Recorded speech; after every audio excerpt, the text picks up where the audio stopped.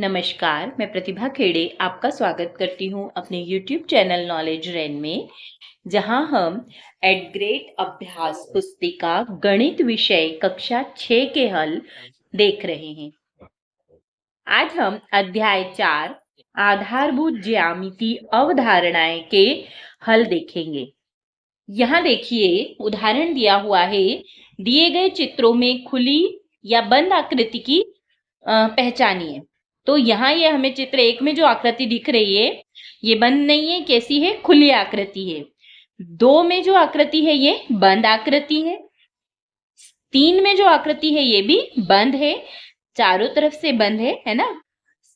4 में जो आकृति है ये भी बंद है और 5 वाली जो आकृति इस तरह दिख रही है ये कैसी आकृति है? खुली आकृति है।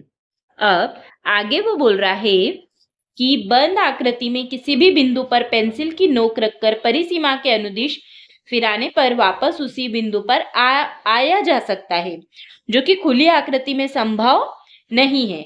तो नीचे दिए गए वक्रों को खुले या बंद वक्रों के रूप में वर्गीकृत कीजिए। तो यहाँ पर देखें Z लिखा हुआ, ये कैसी आकृति है? खुली। यहाँ ये बंद आकृति है, ये वाली खुली आकृति है, यहां से खुला है।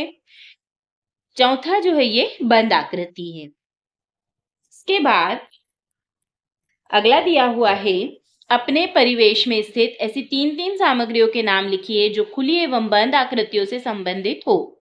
उदाहरण चिमटा, चिमटा खुली आकृति का उदाहरण है। चूड़ी, ये बंद आकृति का उदाहरण है। तो हमने यहाँ पर लिखे हैं खुली आकृति में मिट्टी का चूल्हा, मिट्टी के चूल्हे का शेप इस तरह से होता है जो खुली आकृति है। परकाल, जो हमारे कंपोस्ट बॉक्स में होता है, जिससे हम वृत्त वगैरह बनाते हैं उसे परकाल कहते हैं, वो खुली आकृति का उदाहरण है। बंद आकृति कंपोस्ट बॉक्स, वो बंद आकृति का उदाहरण है। ब्लैक बोर्ड, वो भी चारों तरफ से बंद होता है। इसके बाद अगला प्रश्न देखिए, प्रश्न नंबर 1, 2 बिंदुओं को जोड़ने वाले सबसे छोटे मार्ग को कहते हैं। बिंदु, रेखाखंड, रेखा या किरण। तो 2 बिंदुओं को जोड़ने वाले सबसे छोटे मार्ग को क्या कहते हैं? रेखाखंड। इसका बी ऑप्शन सही है, बी वाले गोले को काला करेंगे। प्रश्न नंबर 2 है, आकृति, ये जो एक आकृति दे रखी है इसमें पूछ रहा है कितने रेखाखंड हैं। तो यहाँ देखें ये ए लिखा है, ये बी और ये सी, ये 3 बिंदु इसमें हमें दे रखे हैं। तो ए से बी तक एक रेखाखंड हो गया, बी से सी दूसरा हो गया और ए सी ये तीसरा रेखाखंड हो गया। तो आकृति में कितने रेखाखंड हैं? 3 रेखाखंड है। इसका ऑप्शन नंबर सी सही होगा। तो सी वाले गोले को हम काला कर देंगे। अगला है प्रश्न नंबर 3, किसी त्रिभुज में समांतर रेखाओं की संख्या होती है। त्रिभुज की आकृति इस तरह से होती है। अब यहाँ पर हम देख रहे हैं कि 3 रेखाएं हैं, तीनों एक दूसरे को काट रही हैं, समांतर रेखा एक भी नहीं है इसमें। तो इसका सही उत्तर क्या हो जाएगा? Option A 0। तो हम यहाँ पर ए वाले गोले को काला करेंगे। अगला प्रश्न देखिए, प्रश्न नंबर 4, जोकर की टोपी सामने से देखने पर किस आकृति जैसी दिखती है? जोकर की टोपी को हम देखें तो क्या वो वर्गाकार होती है? नहीं। आयताकार? नहीं। वृत्ताकार? नहीं। त्रिभुजाकार होती है। जोकर की टोपी जो होती है वो हमें कैसी दिखती है? त्रिभुजाकार दिखती है। तो इसका ऑप्शन नंबर डी सही होगा। अगला है प्रश्न नंबर 5, समांतर रेखाओं का उदाहरण नहीं है। रेल की पटरी तो समांतर होती है। खिड़की की सलाखें, ये भी समांतर होती हैं। स्केल के सम्मुख किनारे, ये भी समांतर होते हैं। अंग्रेजी वर्णमाला का एक्स अक्षर, ये समांतर नहीं होता क्योंकि ये एक दूसरे को काट रही हैं 2 रेखाएं इसमें, इसलिए इसका सही ऑप्शन होगा ऑप्शन नंबर डी। अगला प्रश्न है, नीचे दिए गए प्रश्नों को हल कीजिए। प्रश्न नंबर 6, दी गई आकृति में कितने विकर्ण खींचे जा सकते हैं? तो इस आकृति में 5 विकर्ण खींचे जा सकते हैं। ये ई से बी तक, ए से सी तक, डी से बी तक, ई से सी तक और डी से ए तक। तो कितने विकर्ण हो गए ये? कुल 5 विकर्ण खींचे जा सकते हैं। प्रश्न नंबर 7 है, किसी चौराहे पर चौराहा सहित गुजरने वाली सड़कें किस प्रकार की रेखाओं के उदाहरण है? तो प्रतिच्छेदी रेखाओं के उदाहरण है। अगला है, आकृति में दर्शाई गई किरणों के नाम लिखिए। इस आकृति में किरण कौन कौन सी है? ओ ए, ओ बी और ओ सी। ये 3 किरण इस आकृति में दर्शाई गई है। अगला है प्रश्न नंबर 9, समांतर रेखाओं को समझाते हुए अपने परिवेश से कोई 2 उदाहरण लिखिए। तो ऐसी रेखाएं जो परस्पर कभी भी कहीं भी प्रतिच्छेद नहीं करती समांतर रेखाएं कहलाती है, जैसे रेल की पटरियां, टेबल के आमने सामने के किनारे। अगला प्रश्न है,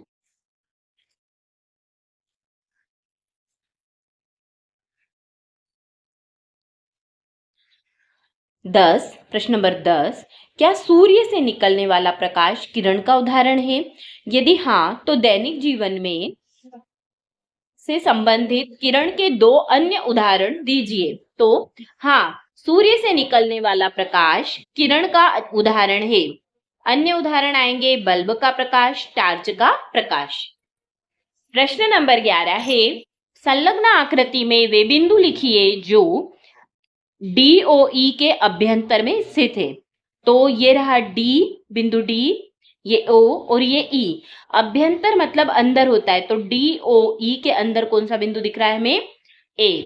तो इसका उत्तर आएगा DOE के अभ्यंतर में बिंदु A है। अब अगला वो पूछ रहा है EOF के बहिर्भाग में। तो ये EOF, इसके बहिर्भाग में कौन सा बिंदु है? C है, C बिंदु है। इसके बाद EOF पर स्थित है, तो EOF के ऊपर, तो ऊपर कौन सा बिंदु है? B बिंदु स्थित है। EOF पर बिंदु B है। अगला है प्रश्न नंबर 12, निम्न आकृतियों को खुली या बंद वक्रों के रूप में पहचान कर नीचे बनी तालिका में लिखिए। तो यहाँ दिख रहा है पहले नंबर वाली आकृति कैसी है? खुली है, तो यहाँ खुला वक्र में पहला लिखेंगे। दूसरे में बंद आकृति दिख रही है, तो इसको बंद आकृति में लिखेंगे। तीसरी आकृति खुली है, इसको यहाँ लिखेंगे खुले वक्र में। चौथी आकृति हम देखें बंद है, तो हमने यहाँ बंद वक्र में लिखा है। पांचवी खुली है, तो इधर आ जाएगा 5, और छठी बंद है, इसलिए 6 इस तरफ लिखा है। अगला प्रश्न है प्रश्न नंबर 13, निम्नलिखित स्थितियों में से प्रत्येक के लिए एक रफ आकृति बनाइए और उचित रूप से उसे नामांकित कीजिए। तो बिंदु P रेखाखंड AB पर स्थित है, तो P बिंदु रेखाखंड AB पर स्थित है। यहाँ हमने ये आकृति बनाई, एक रेखाखंड AB बनाया, उस पे कौन सा बिंदु है? P बिंदु है। रेखाएं XY और PQ बिंदु M पर प्रतिच्छेद करती है। ये आकृति इस तरफ बनाई है, देखिए यहाँ पर रेखा XY और PQ एक दूसरे को M बिंदु M पर क्या कर रही हैं? ये प्रतिच्छेद कर रही हैं। अगला है रेखा L में E और F स्थित है परंतु D नहीं। तो ये तीसरा वाला बनाया है, ये एक रेखा L है, इसमें E और F 2 बिंदु हैं और D इसके बाहर है इस रेखाखंड के। अगला है रेखाएं OP और OQ बिंदु O पर मिलती है, तो ये रेखा है OP और ये OQ, ये किस पे मिल रही है? बिंदु O पे। जगह की कमी के कारण यहां पर बनाया गया है। प्रश्न नंबर 14 है, ABCD ऊपर दिए गए चित्र में से समांतर रेखाओं और असमांतर रेखाओं के युग्म छाट कर लिखिए एवं तर्क दीजिए कि किस आधार पर आपने इन रेखाओं को चुना। तो समांतर रेखाएं यहाँ पर AB और DC हैं। इन रेखाओं को हम यदि आगे भी बढ़ाएंगे तो ये एक दूसरे को काटेगी नहीं, क्योंकि AB और DC है, क्योंकि कहीं भी कभी भी आगे बढ़ाने पर ये प्रतिच्छेद नहीं करेगी, इसलिए ये समांतर रेखाएं हैं। और असमांतर रेखाएं कौन कौन सी हैं? तो असमांतर रेखाएं AD और BC हैं, क्योंकि यदि हम इनको आगे बढ़ाएंगे तो ये क्या करेगी, एक बिंदु पर काटेंगी। अगला है प्रश्न नंबर 15। 11 माचिस की तीलियों से अधिकतम कितने त्रिभुज बनाए जा सकते हैं? यदि सारे त्रिभुज एक दूसरे से सटाकर बनाए जाएं, चित्र भी बनाइए, तो 11 माचिस की तीलियों से 5 त्रिभुज बनाए जा सकते हैं। यहाँ देखिए, ये 1 2 3 4 5 6 7 8 9 10 और ये 11, कुल 11 तीली हो गई। त्रिभुज कितने बन रहे हैं? 1 2 3, यहाँ नंबर डाल देते हैं, ये 1 ये 2 ये 3 ये चौथा और ये पांचवा। कुल कितने त्रिभुज बन रहे हैं? यहाँ पर 5 त्रिभुज बन रहे हैं।